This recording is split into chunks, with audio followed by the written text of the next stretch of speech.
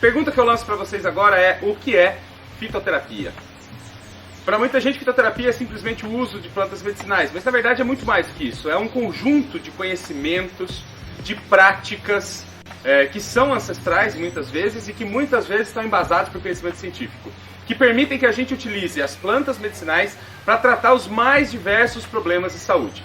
Então, desde uma dor de cabeça muito simples até um caso mais grave, como câncer, como HIV, são possíveis tratar com muita eficiência com plantas medicinais. A estrutura farmacológica das plantas medicinais é muito mais complexa do que a de um medicamento comum. Se você comprar, por exemplo, o seu estômago por conta de uma gastrite ou de uma úlcera, você toma omeprazol. Você olhar na embalagem, lá tem um princípio ativo, omeprazol. Algumas vezes 2 princípios ativos em associação. Quando você lida com uma planta medicinal, você não está lidando com um princípio ativo, você está lidando com dezenas, centenas de princípios ativos atuando ao mesmo tempo. Existe uma sinergia entre eles que permite uma ação muito mais eficiente. Então, muitas vezes, uma pesquisa demonstra que existe um princípio ativo muito forte numa planta. Mas quando ele é isolado e ele é utilizado numa pesquisa para verificar a eficiência dele, ele não tem o mesmo resultado do que o extrato da planta como um todo. Por quê? Porque ele precisa da reação dele, da interação dele com os outros princípios ativos da planta para atingir aquele resultado esperado. Esse processo é chamado de fitocomplexo. Esse conjunto de princípios ativos dentro da planta é chamado de fitocomplexo. E muitas vezes o fitocomplexo é realmente muito complexo, ou seja, requer muito estudo para entender os mecanismos químicos e fisiológicos pelos quais esse fitocomplexo consegue atuar no nosso organismo. Quem nos traz isso são as pesquisas científicas. Pesquisadores, universidades, médicos vão buscar quimicamente, dentro da estrutura do extrato dessa planta, quais são os princípios ativos que realmente atuam para aquela finalidade específica. Existem plantas, e a gente sabe muito bem disso, por exemplo, a hortelã. Eu posso usar a hortelã para vermes intestinais. Eu posso usar a hortelã como digestivo. Eu posso utilizar a hortelã para dor de cabeça. E posso utilizar a hortelã para resfriados. É o mesmo princípio ativo que trabalha todas essas partes do nosso corpo? Não. Isso acontece graças ao fitocomplexo. Existe um conjunto de plantas que trabalha a expulsão dos vermes intestinais, um conjunto de princípios ativos que trabalha a questão da dor de cabeça como analgésico, um grupo de princípios ativos que trabalha a digestão e assim por diante. Para a gente saber profundamente o que cada planta faz, requer sim um estudo clínico, um estudo realizado em laboratórios. Existem 2 tipos de estudo, que é o estudo realizado in vitro, que quer dizer o quê? Ele pega algumas células, o pesquisador pega algumas células, faz uma cultura dessas células dentro de uma placa de vidro e ali é aplicado o princípio ativo para ver como reagem essas células. Isso é o estudo in vitro, é a primeira parte. A segunda parte é o estudo in vivo. Quando você já testou in vitro, percebeu que não tem toxicidade ou que realmente se presta para aquilo que a planta é recomendada, é feito o tratamento in vivo, ou seja, com cobaias. Então pode ser utilizado ratos ou qualquer outro tipo de cobaia, testando a eficiência daquele produto dentro de um organismo, porque o organismo também é muito complexo, existem várias relações dentro do organismo, não é uma célula separada. Verificou-se ali que realmente existe eficiência no que se está procurando, tem segurança para usar aquilo, então aí é testado em humanos, e em humanos aí requer muito mais tempo, muito mais estudo para garantir que realmente aquele produto tem a eficiência que se precisa. Muitas vezes essas pesquisas demoram muito tempo, demoram pelo menos 20 anos para chegar a um resultado e um medicamento poder ser utilizado comercialmente. Um caso recente é o caso da erva baleeira. O laboratório ASHE financiou uma pesquisa através da Unicamp e durante 20 anos foi pesquisada a eficiência da erva baleeira como analgésico e anti-inflamatório tópico, né? Então, para uso tópico sobre a pele, para luxação, contusão, tendinite, existe hoje um spray feito de erva baleeira e é muito eficiente, você compra em qualquer farmácia. Mas requereu 20 anos de pesquisa para se comprovar isso. A outra forma da gente entender as plantas medicinais, quer dizer, eu não posso usar então a planta que minha avó me recomendou. Não, a gente deve usar a planta que a avó recomendou, que a vizinha recomendou, porque é baseado num conhecimento empírico, né? Então, ou seja, é o conhecimento das pessoas, popular, do que eu experimentei e funcionou, não tem embasamento científico, mas funciona. Tanto é que as pesquisas científicas, elas vão primeiro fazer um levantamento chamado de etnofarmacológico, que é o que as comunidades utilizam como remédio. A partir desse conhecimento, vão se fazer as pesquisas para comprovar o que as comunidades disseram. E normalmente se comprova o que é popularmente utilizado, que as prerrogativas da planta que são consideradas popularmente, são comprovadas cientificamente também. Então sim, vale a pena usar. A sua avó falou da casca de uma árvore, ela nem sabe o que é um princípio ativo, o que é farmácia, mas ela sabe que a casca da quina é excelente para problemas do fígado. Então, se esse conhecimento popular existe, utilize ele também, não tem problema nenhum. Só faça os seus estudos para verificar se realmente aquela é a planta, se realmente não tem toxicidade. Por exemplo, a babosa. Em fitoterapia, as pessoas durante muito tempo utilizaram babosa para curar úlcera e gastrite. Então faziam o uso interno da babosa, comiam um pedaço da babosa, faziam um suco de babosa para aquilo lá. Só que o problema é que a babosa, ela vai causando, no uso interno dela, né, se ela passar pelo seu processo digestivo, ela vai atacar o fígado. Então você só pode usar a babosa para o uso tópico. Então, de repente, a pessoa diz para você, olha, eu me curei de uma gastrite tomando babosa. Se você receitar essa mesma preparação, né, tome o suco de babosa para uma outra pessoa, sem saber se ela tem ou não um problema do fígado, por exemplo, ela já teve hepatite, ela tem um fígado fragilizado, você pode causar um problema muito grave no fígado dela por conta de uma indicação popular. Então estudar as plantas medicinais, né, dentro da fitoterapia, vai ser muito importante para que a gente tenha consciência, uma perfeita consciência do uso das plantas medicinais. Isso também aconteceu com o confrei na década de 80, as pessoas, 70 e 80, as pessoas comiam confrei porque era dado a ele a propriedade de curar o câncer. Então as pessoas plantavam confrei, as pessoas tinham confrei em todo lugar, todo mundo tinha confrei. Chegou na década de 90, avisaram, o confrei causa câncer nas pessoas. E aí todo mundo eliminou o confrei. Se a gente não fizer o estudo e não analisar o confrei na sua essência, ou a gente vai cometer o erro de receitar o confrei de uma forma que ele possa em algum momento causar problemas para as pessoas, ou a gente vai recusar totalmente o uso do confrei, o que também é um erro, porque o confrei é um excelente cicatrizante, um excelente antimicrobiano e pode trazer benefícios incríveis para as pessoas.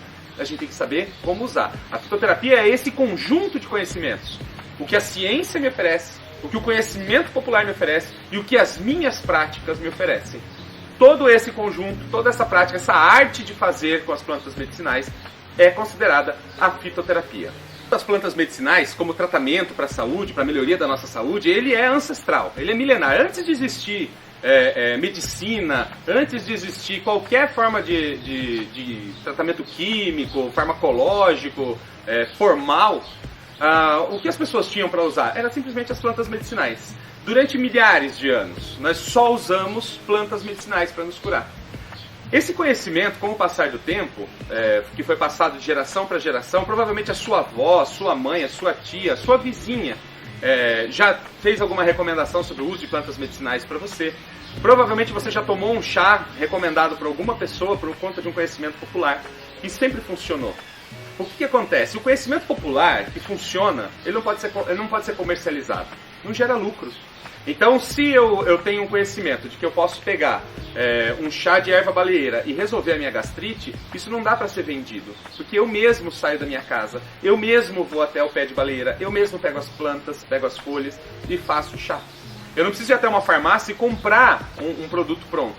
Esse conhecimento, ele foi sendo desmistificado pela indústria farmacológica, pelas empresas que ganham dinheiro quando nós estamos doentes, para que a gente acreditasse que realmente eles não funcionavam, que realmente era folclore, que realmente era loucura, que alguém podia morrer tomando um chá de plantas medicinais. E hoje eu posso dizer completamente para vocês, com completa convicção, né, isso é uma estratégia para fazer da gente vítimas de um processo mercadológico. Então, o uso das plantas medicinais ele tem que ser retomado. Um dos grandes objetivos desse projeto aqui, que eu conto com a colaboração de cada um de vocês que está participando desse curso, um dos grandes objetivos é disseminar a informação, é levar a informação para as outras pessoas, ajudar quem precisa a construir sua própria saúde com o uso de plantas medicinais. Precisamos retomar as nossas raízes. Precisamos retomar a nossa ancestralidade, unir aquilo que é o conhecimento popular com as bases científicas que são oferecidas hoje e transformar isso num conhecimento sólido, verdadeiro, útil, prático e que pode transformar a nossa saúde. Sempre me perguntam qual a diferença entre fitoterapia e uso de plantas medicinais? É diferente ou é a mesma coisa? É diferente. Fitoterapia, a gente considera um medicamento fitoterápico aquela planta que já passou por comprovação científica. Então todas aquelas plantas que têm registro da eficiência do seu uso, já passou por todo o processo de pesquisa, essa planta é considerada fitoterápico. Então é uma planta que ela tem segurança, confirma a segurança do seu uso e a eficiência do seu uso. Planta medicinal, qualquer outra planta que você use para ter um ganho de saúde, seja ela qual for, é uma planta medicinal. Ou seja, todo fitoterápico é uma planta medicinal, mas nem toda planta medicinal é um fitoterápico. Então, na nossa prática, no nosso uso, a gente sempre vai se referir ao trabalho que a gente faz como um trabalho de plantas medicinais e não simplesmente fitoterapia. Porque senão a gente teria que se restringir a um conjunto relativamente pequeno de plantas que são aqueles oficialmente considerados como eficientes para o tratamento. Quando a gente sabe que existe um número expressivamente maior de plantas que tem muita eficiência, que traz muito ganho para a saúde e que não é considerado fitoterápico. Extremamente importante que a gente tem que considerar quando trabalha com plantas medicinais ou com fitoterapia ou com qualquer terapia alternativa, na verdade, o abandono das pessoas dos tratamentos convencionais. Veja bem, o meu desejo é que todas as pessoas se libertem dos tratamentos convencionais. Mas eu também preciso considerar que existem problemas muito sérios, que muitas vezes, por exemplo, no caso de uma fratura ou no caso do câncer, que as pessoas precisam de uma agilidade maior do que as plantas medicinais. O trabalho das plantas medicinais é magnífico, é maravilhoso, mas ele tem um tempo para acontecer, que é o tempo da própria natureza, é o ciclo do planeta, é o ciclo do meu corpo. Eu tenho que estar integrado com a natureza para poder conseguir alcançar os benefícios que as plantas medicinais me trazem. Quando eu tenho consciência disso, então eu faço meditação, eu mudo a minha alimentação, eu mudo a minha forma o meu consumo de água, eu mudo a minha relação com as pessoas, eu começo a cuidar mais da minha espiritualidade. Isso potencializa de sobremaneira o trabalho das plantas medicinais. Se uma pessoa chega até você, uma pessoa que tem vários problemas na família dela, que trabalha demais, que vive enfrentando problemas, que tem uma concepção super pessimista sobre a vida, que se entope de alimentos químicos, de medicamentos químicos, que tem uma rotina sedentária, a pessoa tem todo esse quadro descrito. E aí ela fala assim, olha, eu tenho um problema de pressão alta, eu quero tratar só com plantas medicinais agora. E ele vai abandonar o tratamento que ele faz, que o cardiologista dele recomendou. Qual que é o grande problema? O trabalho das plantas medicinais fica extremamente dificultado, porque a pessoa não tem aquele conjunto de predicados importantes para potencializar o uso das plantas medicinais. E aí, com o consumo de alimentos inadequado que ela faz, com o consumo de água inadequado, com a falta de exercícios físicos, com o olhar pessimista dela sobre o mundo, com a falta de todos esses ingredientes importantes, o tratamento fica comprometido. Lógico que a gente não vai conseguir mudar as pessoas de uma hora para outra. Mas no caso de uma dor de cabeça, no caso de uma pressão alta, no caso do diabetes, a gente pode até tentar, a pessoa pode até tentar fazer somente o tratamento natural fitoterápico. Mas no caso de um problema mais grave, se essa pessoa, por exemplo no caso do câncer, essa pessoa não faz toda a recomendação que você fez, não segue todas as indicações que você fez, e está tomando só o fitoterápico, ela abandona a quimioterapia, se ela tiver uma piora no quadro dela, pode ser que não tenha nada a ver com o que você fez. Mas essa responsabilidade vai cair sobre você. Então, o que eu vou dizer? Se uma pessoa está passando por um tratamento, se você estiver passando por um tratamento hoje e quiser abandonar o seu tratamento, seja consciente de que você precisa mudar toda a sua vida para que a sua saúde funcione adequadamente. Se você não está disposto a fazer tudo isso, use a fitoterapia como um tratamento complementar. Se decidir abandonar, se uma pessoa que te procurou decidiu abandonar os tratamentos convencionais para fazer só fitoterapia, peça que ela mantenha o acompanhamento médico.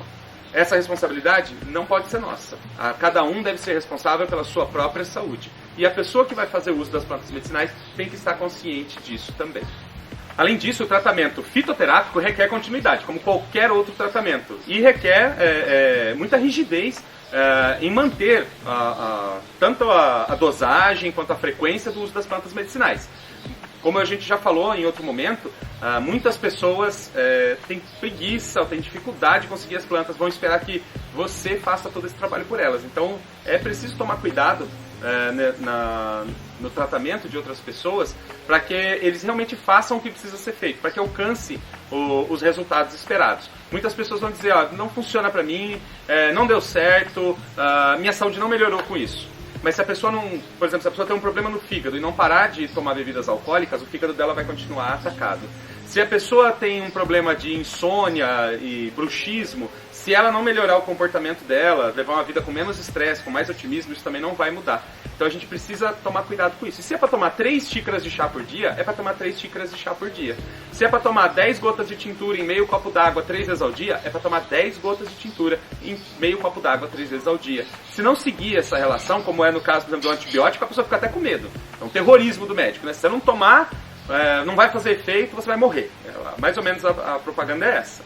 Então, com os fitoterápicos, a gente não vai fazer terrorismo com ninguém, mas a pessoa precisa seguir com rigidez o tratamento para alcançar os resultados esperados.